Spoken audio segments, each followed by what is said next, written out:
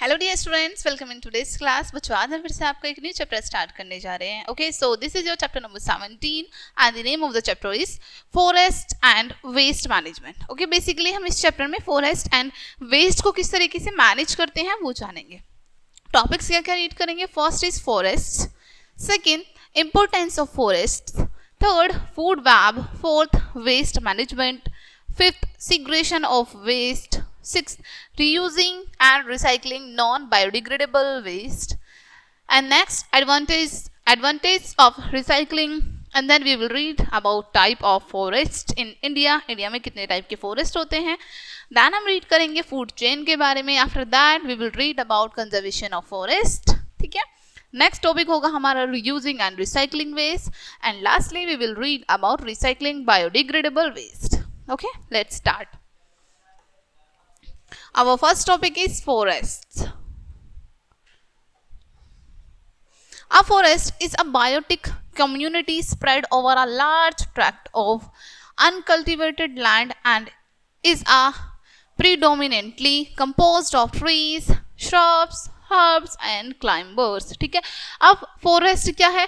एक biotic community है जो कि बहुत बड़े लार्ज एरिया में फैली हुई है। अनकल्टिवेटेड लैंड होती है ये हमारी, ठीक है, जहाँ पर बहुत सारे ट्रीज होते हैं, श्रब्स होती हैं, ठीक है, हर्ब्स होती हैं एंड क्लाइंबर्स होते हैं। ठीक है, फॉरेस्ट में forest occupy a special place in the life and thought of people.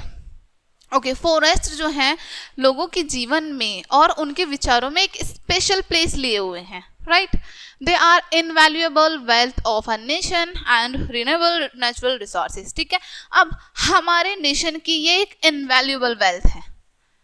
ठीक है, हमारे राष्ट्र की इनवैल्यूएबल वेल्थ होती है ये, और ये रिन्यूएबल रिसोर्सेज होते हैं हमारे। Okay, next topic is types of forest in India. कितने तरह के फॉरेस्ट इंडिया में पाए जाते हैं बेसिकली। ओके,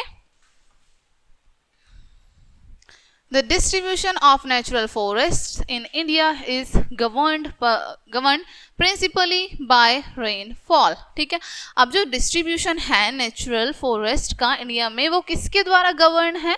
रेनफॉल के द्वारा। ठीक है, रेनफॉल के थ्रू। Rainfall varies from 12 centimetre to 150 centimetre annually in different parts of the country, resulting in a wide variety of vegetation from xerophyte shrubs forest in the arid zones of Rajasthan to evergreen rainforest in the tropics as in the western Ghats, Assam, North Bengal, Andamans and conifers in the temperate regions. Okay, अब देखो यहाँ पर आपको बताया rainfall जो है वो 12 centimetre to 150 centimetre होता है एनुअली, हर साल। ठीक है, और हर जगह अलग अलग होता है, जिसका रिजल्ट होता है कि कहीं पर वेजिटेशन बहुत ज़्यादा होता है, श्रब्स फॉरेस्ट ज़्यादा होती है, और कहीं पर बहुत कम होती है। लाइक राजस्थान एरिया है, ये कैसा है, बहुत कम रेन होती है यहाँ पर। ठीक है, और जैसे वेस्टर्न घाट्स हैं, असम, बंगाल, अंडमान, यहाँ पर जो है टेम्परेचर कॉनिफर्स ज़्यादा पाए जाते हैं, यानी कि ऐसे प्लांट्स जिनमें बहुत ज़्यादा कांटे होते हैं बेसिकली। ठीक है, प्रिकल्स होते हैं बहुत ज़्यादा। In between the extremes there are many intermediate types of forest. इसके बीच में भी, ठीक है, कहीं पर ज़ारोफाइट श्रब्स पाई जाती है तो कहीं पर हमारे कॉनिफर्स पाए जाते हैं, और इसके बीच के भी कुछ इंटरमीडिएट फॉरेस्ट होते हैं। Due to different climatic conditions, different forests show variation in the type of trees and animals inhabiting the forest. अलग अलग क्लाइमेट कंडीशन होती हैं, ठीक है, अलग अलग फॉरेस्ट पाए जाते हैं अलग अलग जगह पर। ठीक है, तो वहाँ के जो एनिमल्स रहते हैं वहाँ पर फॉरेस्ट में, ये भी उस पर डिपेंड करता है। ठीक है,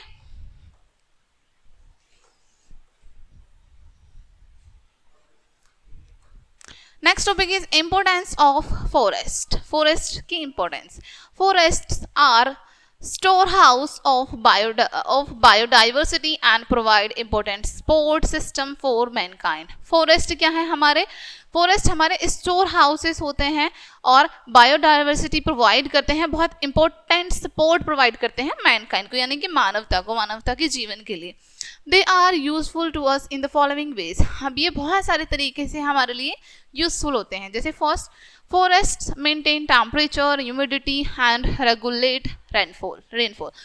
फॉरेस्ट जो है मेंटेन करके रखते हैं टेम्परेचर को, ह्यूमिडिटी को, और जो हमारा रेगुलर रेनफॉल होता है, रेगुलर जो बारिश होती है उसको। ठीक है, अब यहाँ पर आपको नेक्स्ट में बताया है इन 50 years 1 tree generates rupees 2 lakh worth of oxygen, recycles rupees 15 lakhs worth of water and removes rupees 20 lakhs worth of air pollution. अब देखो यहाँ पर आपको बताया है कि 50 years में जो हमारा 1 ट्री है जनरेट करता है एटलीस्ट 2 लाख रुपए की ऑक्सीजन, रिड्यूस कर देता है वो कम से कम 15 लाख रुपए यानी कि रिसाइकल कर देता है 15 लाख रुपए तक वो, और बहुत सारे पोल्यूशन को यानी लगभग 2 लाख रुपए तक के पोल्यूशन को जिस पोल्यूशन को हमें खत्म करने में, रिमूव करने में लगभग 20 लाख रुपीस हमें लग जाएंगे, उनको हमारा एक ट्री 50 ईयर्स में खत्म कर देता है. ठीक है, तो कितने ज्यादा बेनिफिशियल होते हैं हमारे लिए trees, right. Okay, next number second, forests are a rich source of wood for fuel and timbers, nuts, fruits, seeds and medicinal plants. Fruits हमारे रिच सोर्स होते हैं. अब किस किस के रिच सोर्स होते हैं? वुड मिलती है हमें, लकड़ी. ठीक है, फ्यूल मिलती है हमें, फ्यूल मिलता है, टिम्बर्स, नट्स मिलते हैं, फ्रूट्स मिलते हैं, सीड्स, मेडिसिन, प्लांट्स, बहुत सारी चीजें मिलती हैं हमें फॉरेस्ट से, right. Forests decrease the rate of rainwater and thus prevent soil erosion. Forest जो है डिक्रीज कर देते हैं, जो रेन वाटर है उसको बह जाने से रोक लेते हैं और इस तरीके से प्रिवेंट करते हैं सॉइल इरोजन को भी. ठीक है. Forests recycle water into the atmosphere which falls as rain to replenish the ground water. ठीक है, फॉरेस्ट जो है रिसाइकल करते हैं एटमॉस्फेयर में, जिसकी वजह से जो हमारी रेनफॉल होता है वो रिप्लेनिश होता रहता है ग्राउंड वाटर से. ठीक है, ग्राउंड वाटर जो है उसका लेवल बहुत नीचे ना जाके रिप्लेनिश होता रहता है, खुद को चार्ज करता रहता है बेसिकली. ठीक है.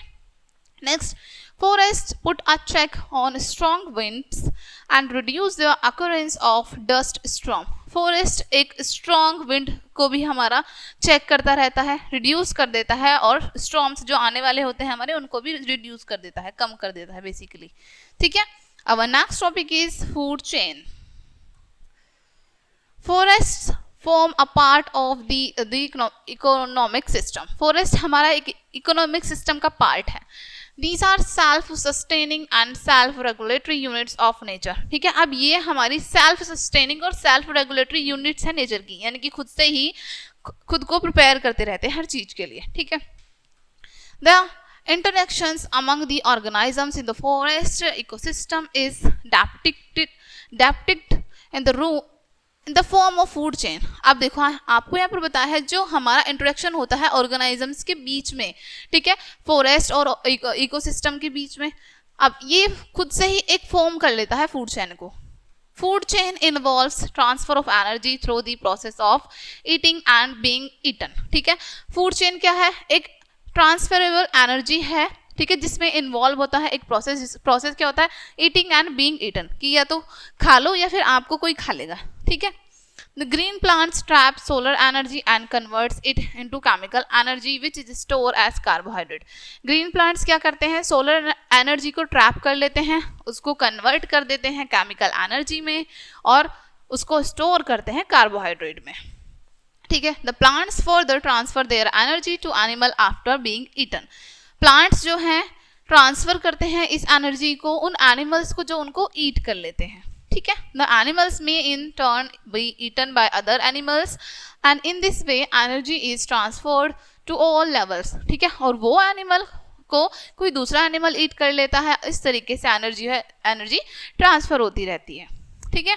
The transfer of energy through a series of organisms each feeding on the preceding organisms is called food chain. ठीक है. अब जो ट्रांसफरेबल हमारी एनर्जी होती है, इसकी जो पूरी सीरीज है ऑर्गेनाइजम्स की, ये एक दूसरे को फीड करते रहते हैं और यही प्रीसीडिंग जो है हमारी चलती रहती है ऑर्गेनाइजम्स की, और इसको हम फूड चेन कहते हैं. ठीक है. Next topic is food web. Many such food chains are found in forests that are interlinked to form food web. ठीक है. अब बहुत सारी फूड चेन फॉरेस्ट में फाउंड होती है, पाई जाती है, जो कि इंटरलिंक होती हैं एक दूसरे से. जैसे और वही हमारी फिर फूड चेन बनाती है। देखो अब यहाँ पर आपको बताया भी है फूड वेब क्या होता है, पूरा फूड वेब बताया है यहाँ पर कैसे। प्लांट्स को यहाँ पर छोटे छोटे इंसेक्ट ईट कर रहे हैं, छोटे छोटे इंसेक्ट को बर्ड्स और रैट वगैरह ईट करते हैं, ठीक है, मॉस्किटो वगैरह ईट करते हैं ये, ठीक है, और इनको बर्ड्स को एंड रैट्स को बड़े उनसे बड़े बर्ड ईट करते हैं, ठीक है, और आउल को और उनसे जो और बड़े होते हैं तो उस तरीके से उनको एक दूसरे ये एनिमल ईट करते चले जाते हैं। ये हमारा फूड वेब होता है। Next topic is conservation of forest. Forests have been extensively exploited by human beings during the last few decades, ठीक है। फॉरेस्ट जो है हमारा अब एक्सटेंसिवली एक्सप्लॉइट होता जा रहा है, ठीक है, बहुत तेजी से एक्सप्लॉइट होता जा रहा है ह्यूमन बींग्स की वजह से, ठीक है। The felling of trees at much faster pace than natural placement, ठीक है। अब पेड़ों को बहुत ज़्यादा गिराया जा रहा है, इतनी जल्दी से उनको रिप्लेसमेंट नहीं की जाती जितनी जल्दी से उनको गिरा दिया जाता है, काट दिया जाता है। The increase in world's human population has posed serious threat to the forest, ठीक है। अब जो वर्ल्ड ह्यूमन पॉपुलेशन है वो इंक्रीज होता जा रहा है जिसकी वजह से एक थ्रेट मिल रहा है फॉरेस्ट को, ठीक है। These are being converted into residential, agriculture and industrial location, और ये हमारे जो फॉरेस्ट एरिया है इनको कट करने के बाद इनको कन्वर्ट किया जा रहा है रेजिडेंशियल एरिया में, एग्रीकल्चर में, इंडस्ट्रियल लोकेशंस में, ठीक है। Mass scale felling on trees is called deforestation. अब हमारे बहुत बड़ी मात्रा में ट्रीज को जो गिरा दिया जा रहा है, काट दिया जा रहा है सॉरी, इसको ही हम डिफॉरेस्टेशन कहते हैं, ठीक है। This has led to the destruction of the habitat of several plants and animal species, ठीक है। अब इससे क्या हो रहा है, डिस्ट्रक्शन हो रहा है, बहुत सारे एनिमल्स के हाउसेस को ख़त्म किया जा रहा है और इससे हमारी बहुत सारे प्लांट्स और एनिमल्स उनकी जो स्पीशीज हैं वो बिल्कुल ख़त्म हो रही हैं, ठीक है, डिस्ट्रक्ट हो रही हैं। There is therefore an urgent need for the forest to be managed, conserved and replenished, ठीक है। इसलिए यहाँ पर अब बहुत ज़्यादा नीड है कि हम फॉरेस्ट को अच्छे से मैनेज करें, उसको कंजर्व करें, बचा के रखें और रिप्लेनिश करें, दोबारा से उसको रिपेयर करते रहें, ठीक है, जो भी डैमेजेस हुए हैं। Okay, next topic is following are some of the ways to conserve forest. अब कुछ वेज बताए हैं फॉरेस्ट को कंजर्व करने के। Excessive felling of trees should be stopped. Whenever any number of trees are cut, the same number of trees should be planted, ठीक है। जो ज़्यादातर हमारे ट्रीज हैं उन कट होने से उनको बचाना चाहिए, रोक देना चाहिए। जब कभी भी हमारे ट्रीज को काटा जा रहा है, सेम नंबर में उन ट्रीज को हमें प्लांट भी करना चाहिए basically. Overgrazing by cattle should be prevented. Overgrazing जो है कैटल करती है उनको प्रिवेंट करना चाहिए। Forest fire should be controlled. Forest fire को कंट्रोल करना चाहिए। Use of fuel wood should be discouraged, ठीक है। फ्यूल और वुड का जो यूज हो रहा है उसको डिस्करेज करना चाहिए, यानी कि हमें करेज नहीं करना चाहिए उसको। Biogases should be employed for cooking. Biogases employed करनी चाहिए कुकिंग के लिए, ठीक है। Social forestry programme should be encouraged. Social forestry programme को एनकरेज करना चाहिए सो दैट पीपल थोड़े अवेयर हो जाएं। Under this programme the waste land should be utilised to produce firewood, fodder and timber, ठीक है। अब इस प्रोग्राम के अंडर जो भी हमारी वेस्ट लैंड है वहाँ वो हमें यूटिलाइज करनी चाहिए फायरवुड को प्रोड्यूस करने के लिए, फूडर को और टिम्बर को, ठीक है। This programme is a boon to rural community. और ये प्रोग्राम हमारा कहाँ पर होना चाहिए, रूरल कम्युनिटी में, ठीक है। ओके, नेक्स्ट में आपको बताया है as a first step toward making the people forest conscious and natured celebration of an annual tree planting festival is called Vana Mahotsava is done every year on 5th July, ठीक है। अब यहाँ पर हमने बताया कि पहला स्टेप जो है हमने उठा लिया है फॉरेस्ट को बचाने का, ठीक है, और इसी को सेलिब्रेट करने के लिए हम एक फेस्टिवल सेलिब्रेट करते हैं वना महोत्सव, जो कि हम 5th जुलाई को सेलिब्रेट करते हैं हर साल, ठीक है। Next topic is waste management. The useless waste material produced at homes, shops, schools, offices, etc. is called waste, ठीक है। अब जो यूजलेस वेस्ट मटेरियल्स प्रोड्यूस होते हैं हमारे घरों पर, दुकानों पर, स्कूल्स में, ऑफिस में, इसको हम क्या कहते हैं? वेस्ट कहते हैं, right. Waste management means the management of wastage, ठीक है। वेस्ट मैनेजमेंट करने का मीन्स क्या होता है कि वेस्टेज को मैनेज करना किसी तरीके से। We have to learn to manage this waste in such a way that it does not cause pollution, ठीक है। अब we have to learn manage, हमें मैनेज करना सीखना आना चाहिए कि हम किस तरीके से मैनेज करते हैं so that pollution ना बढ़े, right। Next topic is some substances यानी और materials which form waste are, कुछ सब्सटेंसेस और मटेरियल जो कि वेस्ट फॉर्म करते हैं। First, domestic waste such as broken toys, old clothes, bottles, worn out shoes, etc। इस तरह के जो हमारे सब्सटेंसेस या मटेरियल्स होते हैं वो वेस्ट क्रिएट करते हैं। जैसे डोमेस्टिक वेस्ट हुआ हमारा, ठीक है, जिसमें हमारे ब्रोकन टॉयज आते हैं, ठीक है, ओल्ड क्लोथ्स आते हैं, बॉटल्स आती हैं, वोर्न आउट शूज आते हैं, खराब shoes. Next, kitchen waste like fruit and vegetable peels, left over food waste, tea leaves, etc। Kitchen waste आता है हमारा जैसे फ्रूट्स एंड वेजिटेबल पील्स हो गए, लेफ्ट ओवर फूड हो गया, टी लीव्स हो गई, ठीक है, ये सब। नेक्स्ट, वेस्ट पेपर और things made of paper such as railway tickets, bus tickets, paper bags, etc। और क्या आता है इसके अंदर? पेपर्स के रिगार्डिंग जो भी चीज़ें होती हैं, जैसे रेलवे टिकट्स हो गई, बस टिकट हो गए, पेपर बैग हो गए, ठीक है।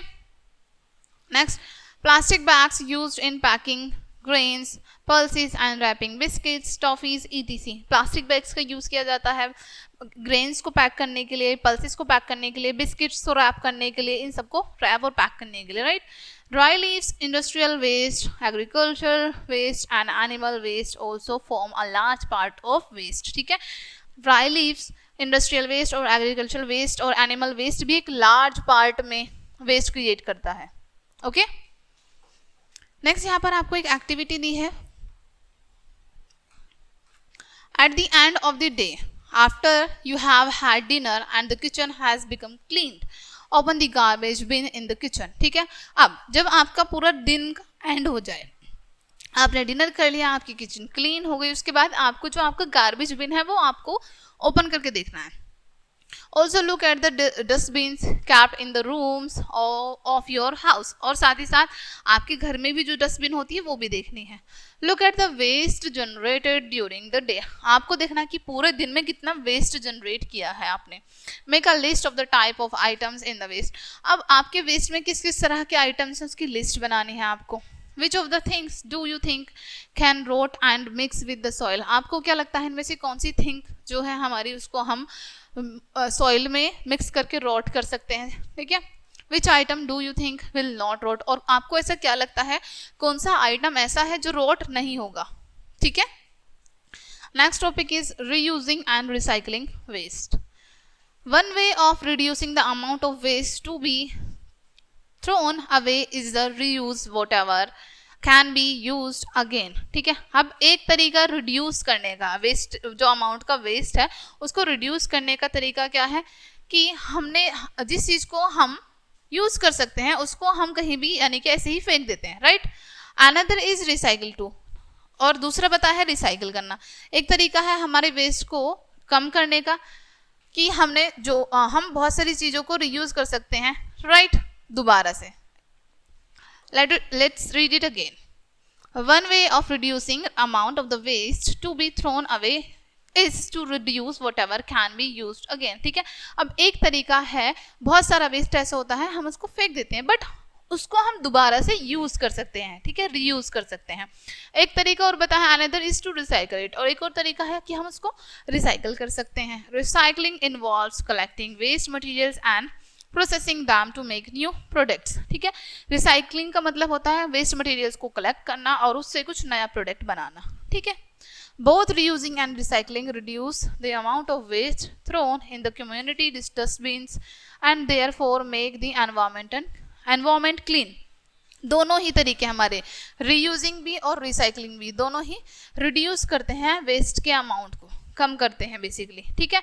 और जो कम्युनिटी डस्टबिन है इसलिए हमें उनका यूज भी करना चाहिए, हमारे एनवायरनमेंट को क्लीन रख सके हम, ठीक है। Next, segregation of waste. The two kinds of waste require different methods of disposal. ठीक है, दो तरह के जो वेस्ट हैं उनकी हमें रिक्वायरमेंट होती है हम अपने वेस्ट को डिस्पोज करने के लिए. ठीक है, therefore the first step is to segregate the waste into biodegradable and non biodegradable. इसलिए पहला स्टेप क्या है, वेस्ट को हमें सीग्रेड करना है टू पार्ट्स में, बायोडिग्रेडेबल में एंड नॉन बायोडिग्रेडेबल में. ठीक है, the collection of different components on garbage separately at the point of its generation is called segregation of waste. ठीक है, अब जो कलेक्शन होता है हमारे डिफरेंट कंपोनेंट्स का गार्बेज के, ठीक है, उनको सेपरेट किया जाना चाहिए पॉइंट. ठीक है, अब उसी को हम क्या कहते हैं, सेपरेट करने को segregation of waste. Okay, next topic is according to this scheme. According to this scheme, first materials that can be recycled are collected in blue bins. ठीक है, जो मटेरियल रिसाइकल हो सकते हैं उनको हमें ब्लू बिन में कलेक्ट करना चाहिए. This waste is sent directly for processing. ठीक है, और ये जो वेस्ट है डायरेक्टली हमें प्रोसेसिंग के लिए भेजना चाहिए. Second, the kitchen plants and materials waste is collected in green dustbin. ठीक है, जो हमारा किचन वेस्ट है, ठीक है, उसको हमें ग्रीन डस्टबिन में डालना चाहिए. This waste is sent directly to the composting site. और ये वेस्ट डायरेक्टली कहाँ जाता है, कंपोस्टिंग साइट में. ठीक है, कंपोस्ट होने के लिए. Okay, next topic is recycling biodegradable waste. Biodegradable waste can be recycle by the method of composting. Composting method के थ्रू हम रिसाइकल कर सकते हैं बायोडिग्रेडेबल वेस्ट को. This is one of the oldest form of disposal. ठीक है, ये disposal की एक पुरानी फॉर्म में से एक है. ठीक है, it is a natural process that recycles the nutrients in the waste to yield manure और कंपोस्ट. ठीक है, अब ये जो नेचुरल प्रोसेस है रिसाइकल का, न्यूट्रिशंस रिसाइकल किया जाता है वेस्ट से, इसमें क्या होता है, इससे हमारा मैन्योर और कंपोस्ट बनता है नेचुरली. ठीक है, it ensure that the waste is not carelessly thrown left to decay. और इंश्योर भी किया जाता है कि जो हमारा वेस्ट है उसको ऐसे ही केयरलेसली हम रोटन होने के लिए या डिके होने के लिए नहीं छोड़ सकते. The manure obtain is very rich in nutritions and in an excellent medium of growing plants. जो हमारा मैन्योर इससे बनता है और जो हमें ऑब्टेन होता है उसमें रिच अमाउंट में न्यूट्रिशंस होते हैं और एक्सीलेंट मीडियम होता है प्लांट्स को ग्रो करने का. Apart from being clean, cheap and safe is also reduce the amount of disposable waste. ठीक है, अब इसके अलावा अपार्ट फ्रॉम बीइंग क्लीन करने के अलावा, चीप एंड सेफ करने के अलावा, ये रिड्यूस भी करता है डिस्पोजेबल वेस्ट को. ठीक है, चीप भी होता है ऑब्वियसली ये, राइट, क्लीन भी करता है हमारे नेचर को. इसके अलावा भी क्या है, अमाउंट इसका बहुत कम होता है और डिस्पोज करता है. सबसे अच्छी बात है कि डिस्पोज करता है बहुत सारे वेस्ट को, डिस्पोजेबल होता है ये. ठीक है, next, vermi composting. This is another method of composting where compost is made from biodegradable waste with the help of a type of earthworms called redworms. ठीक है, ये एक और तरीके का मेथड होता है कंपोस्टिंग का, कंपोस्ट बनाने का, जिसमें कंपोस्ट बनाया जाता है बायोडिग्रेडेबल वेस्ट से ही. किसकी हेल्प से, अर्थवॉर्म की हेल्प से, जिसको हम रेड वॉर्म्स कहते हैं, जो आपके यहाँ पे शो भी किया गया है वर्मी कंपोस्ट की इमेज. ठीक है, next topic is reusing and recycling non-biodegradable waste. Over the last few years we have started buying a number of products packaged in cans, aluminium foils, plastics and other such non-biodegradable items. ठीक है, अब पिछले कुछ साल से हमने start कर दिया है बाय करना बहुत सारे प्रोडक्ट्स को जिनकी पैकेजिंग क्या होती है, कैंस में, एल्यूमिनियम फॉइल में, प्लास्टिक में और इस तरह के नॉन बायोडिग्रेडेबल वेस्ट आइटम्स में. Right, we can throw away the packing. हम पैकिंग्स को ऐसे ही थ्रो कर देते हैं. This led to an immense increase in the amount of non-biodegradable waste. और इससे क्या हो रहा है, यही एक कारण है बहुत सारे biodegradable waste को बढ़ने का. Right? That is why reuse and recycling of these waste has become very essential. ठीक है, इसलिए इसी कारण की वजह से reuse करना और recycle करना waste को बहुत ज़्यादा important है. ठीक है, recycling non-biodegradable waste involves the collection of used and discarded materials and processing them to make new products.